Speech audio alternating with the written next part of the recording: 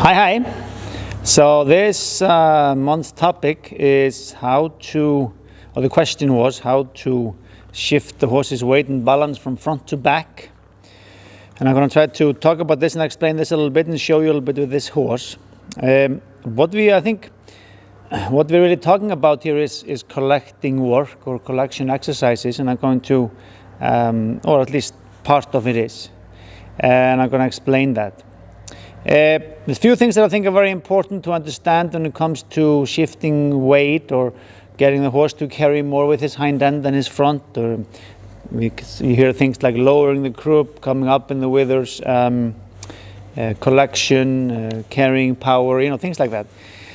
These are all kind of referring to the same thing. We want the horse to carry a little bit more weight with the hind legs than the front legs. But it's not quite that simple, because there's a few things that are important to know, and one of them is, if I put this horse sideways, one of them is the top line of the horse. It's tempting, or it would be so nice if the top line was just like this, like in that sense, like a seesaw, so that like if you pull the front up, the back goes down.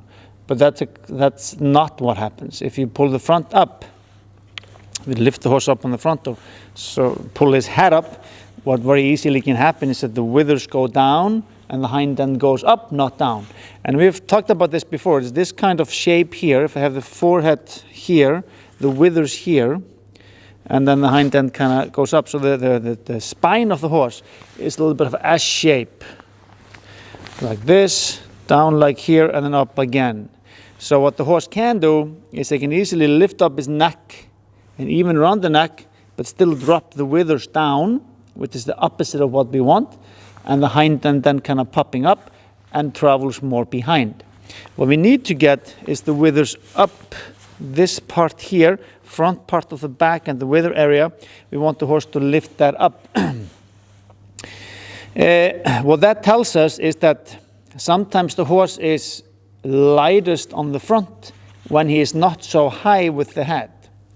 And sometimes and very often what this work requires, it always requires top line control, but very often it requires the head going down and round so the withers can come up, so the hind end can come under and then carry more.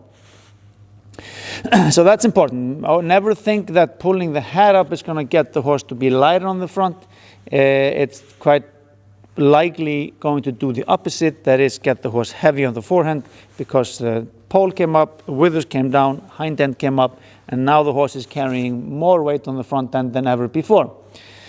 What we need to focus on here is top line control, be able to position the top line the way we want, the roundness in the top line, so we can ride the hind end under. Another thing that's important to think about and keep in mind is that horses are born and naturally travel with more weight on the forehand, on the front legs. I think the theory is something like, by nature, when you start to train a young horse, he is carrying 60-70% of his body weight with the front legs, much more than the hind legs. We then, through the horse's life, try to train the horse we try to gain more control over the center of gravity, gain more control over the balance, and slowly through the horse's life over a long time, we're able to get the horse to carry more weight on the hind end. Or maybe we are getting the horse mostly to carry the weight for a longer time on the hind end. I think there is some theory that says that the horse is maybe not carrying that much more weight on the hind end in kilos speaking, or weight, but he is keeping the weight on the hind end for a long time. With collecting exercises, we are trying to get the withers up. We're trying to get the hind legs to work a little bit more underneath the horse versus behind the horse. The steps get shorter, but they are shorter underneath the horse, not behind the horse. So the swing under is longer than the swing behind. If you draw a line here from this hip bone, the horse will use, when he's collected and carrying more with his hind legs, he's keeping or he moves the hind legs proportion-wise more here in this area than back. When you go fast and you go into a pushing power, fast riding, flying pace or whatever, they use the hind legs a lot behind their bodies to push themselves forward. But when you get into the collecting work, the horse starts to use the legs more proportion-wise in front and less behind, and therefore keeping the weight more and longer on his hind legs. For this to happen, like I said, we have to have the withers up, we have to have a round, correct top line, and then we can ride these hind legs under. You can see this, for example, if you look at like Western riding cutting horses that are like cutting cows or cattle. They're extremely collected. They're sitting on their hind end, but their heads are way down. So it's very important. This used to be, you know, I don't know, 20, 30 years ago, maybe more, maybe less. We somehow believed that head up would mean more collection or more carrying power, but often it meant the opposite. So let's not focus on the height of the neck too much, but let's focus on how the horse is carrying his body and his top line. So here I have a horse that we're kind of working on this with, and I'm going to show you a little bit with him. We'll try to, and a good first step here is what I teach a lot in my clinics is like long walk, short walk, and there's a reason for that, because what we are trying to do is we're trying to gain control over the horse's center of gravity. We are not trying to permanently shift the weight to the hind legs and expecting the horse just to walk out of the stall one day sitting on his hind end. That's not how it works. We are gaining control. So we ride the horse into down and forward, into a longer extended shape like this. And now I'm purposely riding the horse onto the forehand, we can say, compared to what I would if I was collecting the horse. So now I'm kind of shifting the weight forward, down and forward. And I want to be able to do that as much as I want to be able to shift the weight back and gain control in that direction. So never think that you are permanently changing your horse in the sense that, you know, that we are just shifting the weight back and molding him into or putting him into some different mold and there is going to stay. We have to work for this every day, every time we get on the horse. We start like this, we start forward, we start extended, we start long, we start low, and we slowly work our way to a more carrying power, more collection, and by shifting the weight more back to the hind end. And this is, like I said, every day you get on your horse, you have to do this. The difference is it becomes easier. The time it takes shorter time. It's time to do it.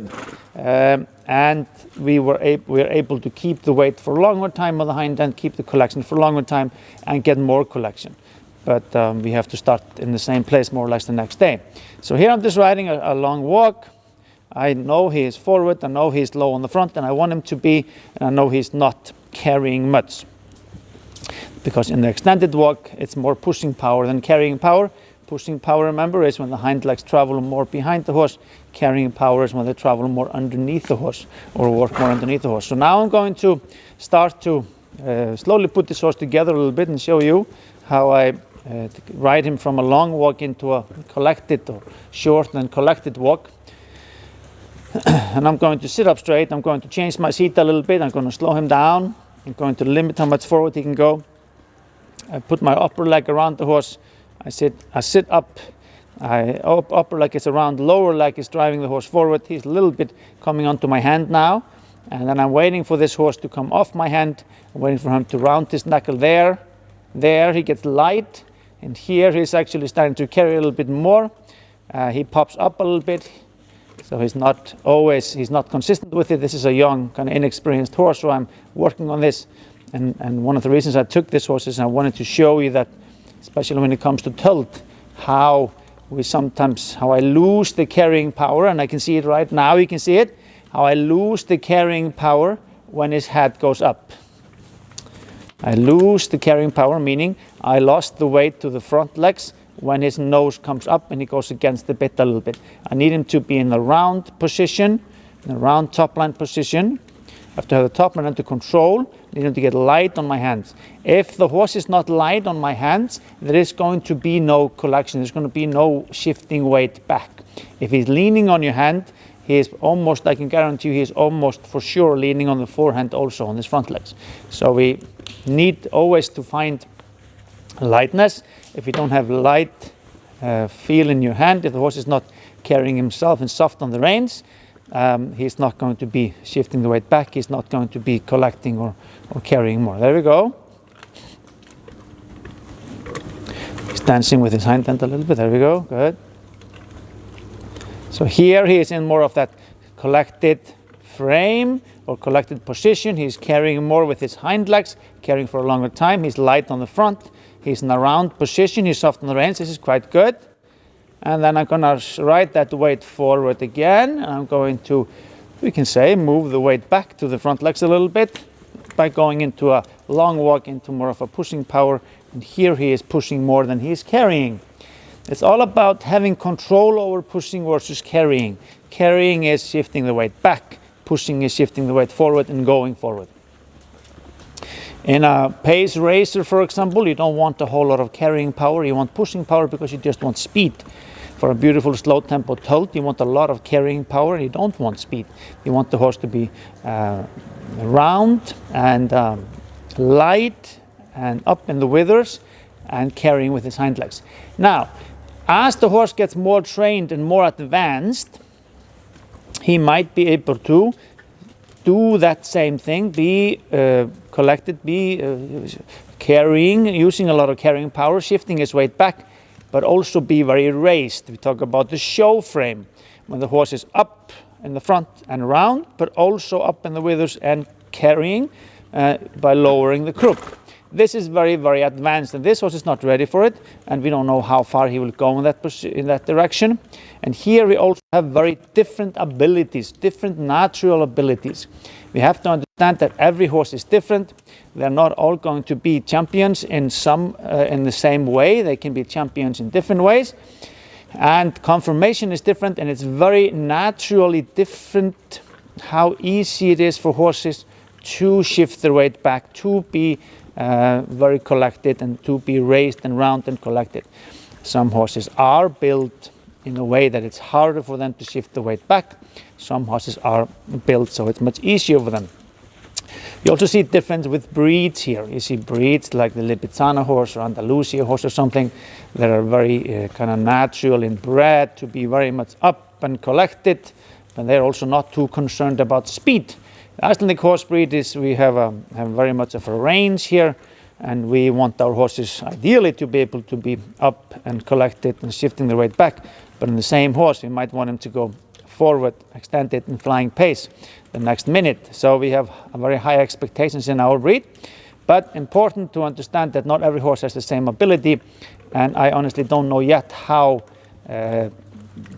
far this horse will go as far as how collected or how raised and round will he be able to be. He has a rather thick neck, for example, so we don't know where this will go, but he's clearly a good horse, and time will tell how far he goes. All right, so there I was riding a little bit of a long walk, short walk. He came together quite nicely for me most of the time. He's not perfectly consistent with it, but it's okay. Now I'm going to move into tölt. So when I get into tölt, I'm going to make sure I do that from the collected walk, from the shorter walk, not from a long walk. I never want to get into tölt from a long walk. I always want to put the horse together. I want carrying power into tölt, not pushing power. When I go from walk to slow tempo tölt, I need to make sure I am riding the horse into as much carrying power as I can. Doesn't have to be a whole lot, but enough that I'm not riding extended walk. I put the horse together into a short or collected walk like this. And from here I'm going to go into tölt. And I'm just going to go and stay on the outside here.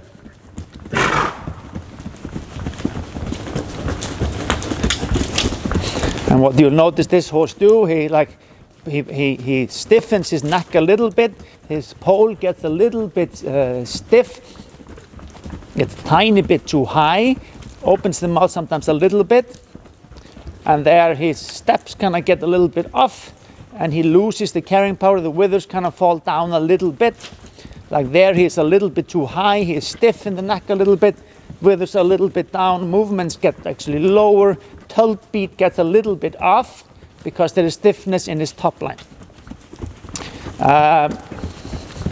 Stiffness in the neck, stiffness in the pole, and he's not in the proper position to be carrying for me to shift his weight back. It's okay, it's not horrible, but it's not the way I want it to be. I want you to look at this here again. Look at how he's a little bit stiff there. His nose goes up. He's opening the mouth a little bit. He gets into a kind of awkward position, and he's not carrying a whole lot. And his neck looks even thicker than it needs to look. Okay, so I'm going to do something about this. I'm going to start by trying to get control over the top line. So I'm going to follow the theory. I access the top line through the sides, through the bend. So I'm going to get into a bend, into a circle. I'm going to try to get this softness here to the right first. Not too concerned about the roundness or the shape of him yet. I'm going to focus on the bend and the softness to the right. There we go. And get him soft. He's a little bit stiff here too for me. There we go. Get him I'm focusing on getting him soft on the right rein or right side through my inside leg. I'm in my right seat. Right leg is on the girth. Left leg a little bit behind the girth. And I'm trying to get him softer here on the right side. Keep him forward focused at the same time. There we go. Starting to get a little bit of a longer top line, meaning the forehead is going a little bit more forward. He's getting a little bit rounder. Come on. He loses a little bit the forward focus in here. He's not super excited about this. So I got to keep him moving. There.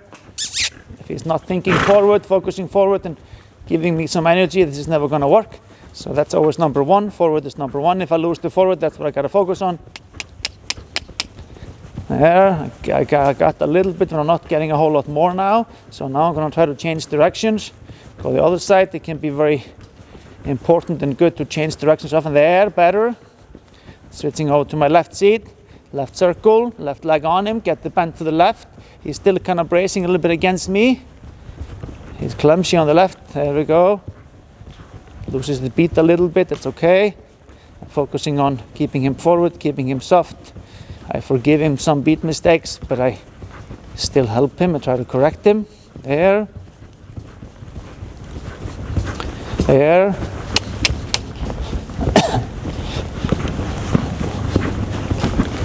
Still a little bit stiff in the neck. I would like him lower. There, there, there, there.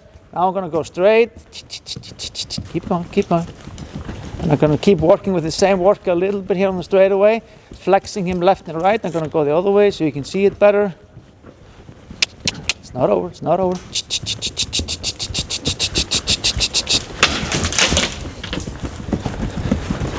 I'm going to flex him a little bit to the right, flex him to the left.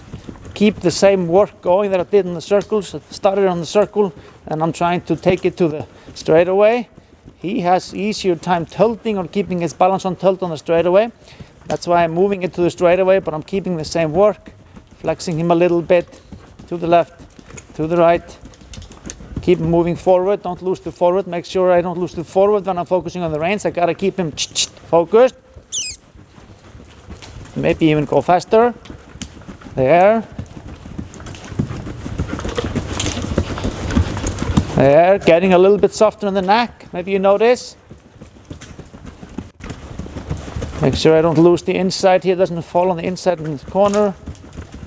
Keep him balanced, flex him a little bit left, straighten him up, flex him right, there we go. So in this position, he's not consistent there, but in that moments that I get, that's what I have to focus on with this horse, is to get him into more of this position here. Soft and round. Come on, come on. Bracing into my reins a little bit. There, there, there. There we go. And I'm going to take a little break here. So the issue I have here is that he's trying to come up into the pole. We say he's going to try to stiffen up his pole a little bit and brace a little bit against me. And therefore I don't, every time or if I drive him too much or try to collect him too much, try to get his hind end under more, if when I drive more I get a stiff rein and a high pole and a stiff neck, I am not getting more weight on the hind end. I'm not getting more carrying power at that point. I'm more likely losing the withers down. Now I'm just doing a little shoulder in here. Try to get him to soften up on the right side. And into tilt again. And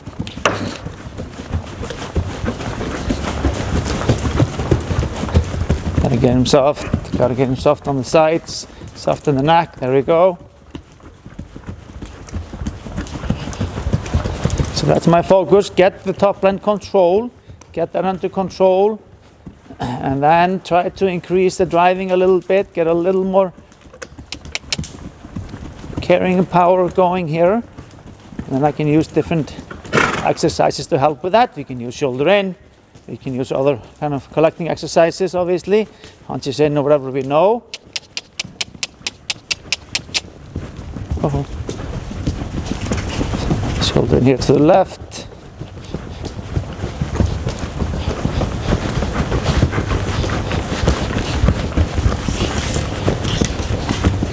Sometimes it's easier to go a little bit faster or use the speed changes to kind of get through a little bit. There.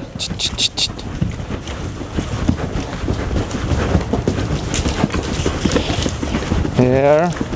There's no guarantee that slow is the easiest. Very often medium is easier than slow. There it's better, there it's better. There he was getting a little bit round. Every time I come into the corner, he kind of loses his balance a little bit. And I have to get into the reins to help him.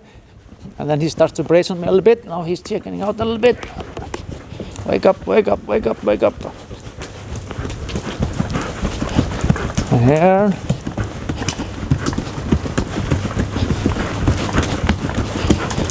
Getting through a little bit. Here. Let's go back into the circle a little bit. So in this position, when I get him softer and rounder and relaxed in the pole and the neck, that's where I'm actually able to get a little more carrying power. That's when the withers come up, and that's when he's carrying more. As soon as I lose control over the top line, I lose the carrying power. I lose the weight back to the front legs. That is just a fact. And then when I have more control over that, it's getting better. When I have more control over this top line, and I have more control over his neck, and I'm able to keep him more round and more soft, I will be able to increase the carrying power, use more collecting work. But as long as the energy is escaping through the pole, I'm not going any further.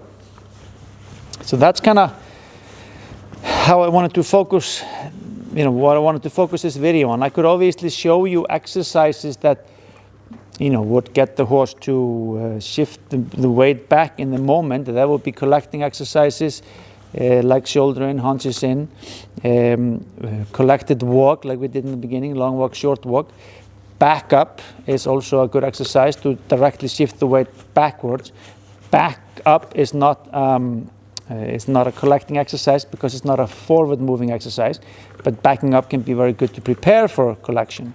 So getting the horse to shift the weight from the front and shift the balance from the front end to the back end is a lot about top line control. It's about getting control over the horse's center of gravity, the horse's balance, be able to ride the horse down and forward, be able to ride the horse towards you into a rounder, more collected frame. And for this, we use top line control. So I refer you to the top line control videos. We made a series on top line control. Obviously, the collecting exercise videos, hunches in, shoulders in, things like that. These all apply. I think there's actually a video on backing up as well. So I decided to take this approach here. Maybe we can talk more about this later too. Very good. I think it's good for now. See you later.